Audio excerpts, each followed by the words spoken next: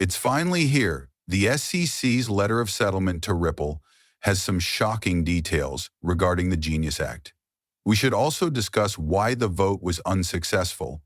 In case you're unfamiliar, the Genius Act was a stablecoin bill that was circulating in the Senate. I'll fill you in on everything you need to know about the just concluded but failed vote.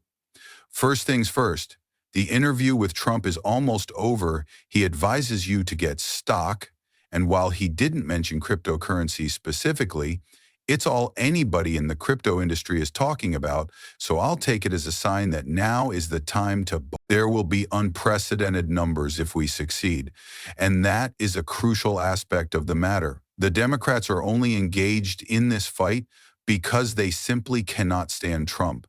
If it were someone else, they would not fight, not even if their opponent were physically intimidating. Dysfunctional condition. Yes, Senator Schumer has converted to Palestinianism.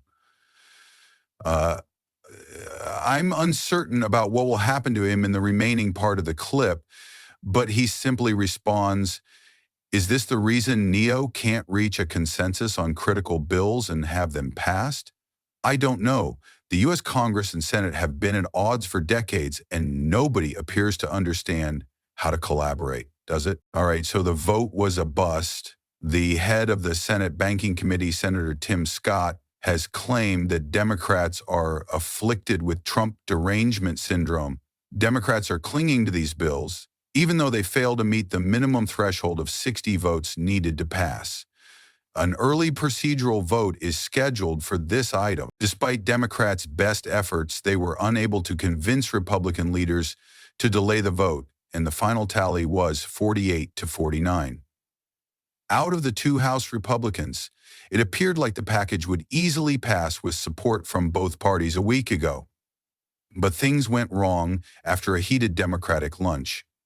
Republicans Josh Hawley of Missouri and Rand Paul of Kentucky voted no with the Democrats. Senate Republicans reportedly reviewed the proposed Democratic amendments to the Genius Act with floor leader John Tunn and Senator Mark Warner, negotiating until the very end to gain a better understanding of what this thing was about, which led to Thursday's disastrous vote.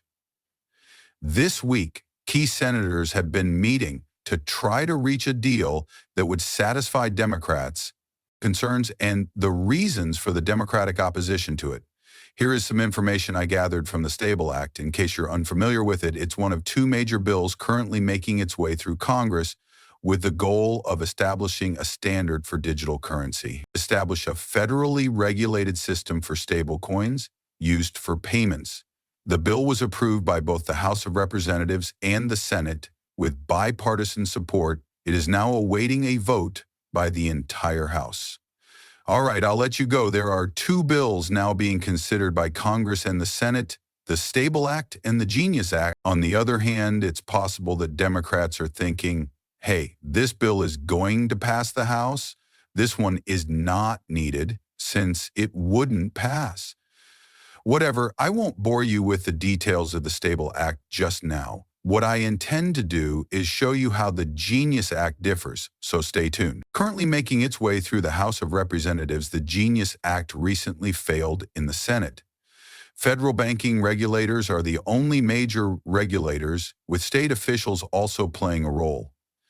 The bill specifies that only licensed companies and banks can be issuers, and that there will be a tiered system based on size, with a minimum market cap of $10 billion, 0 cents required to be a seller. That's a lot of money. At least $10 billion, 0 cents to issue assets, and that's only the beginning.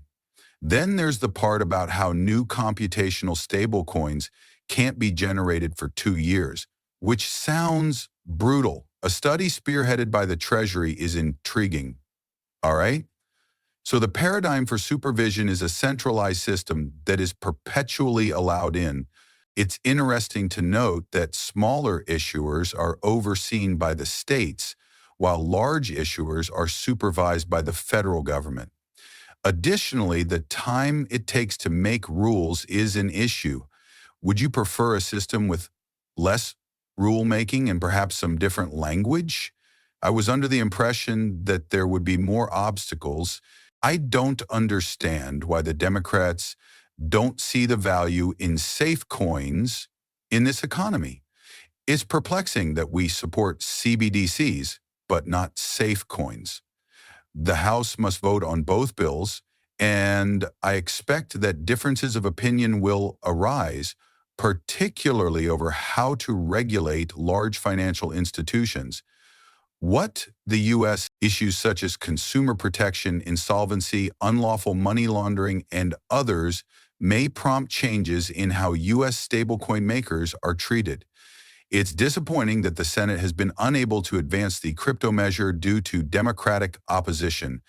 I'd rather not read Senator Warren's remarks because it doesn't interest me. Both parties should pass a stablecoin law, but instead they're bickering. So now we're at this impasse, which isn't the end, but does mean we've taken a step back. To make matters worse, we took a hit today as well. It's unfortunate that Democrats in Congress don't appear to support stablecoins. It's painful.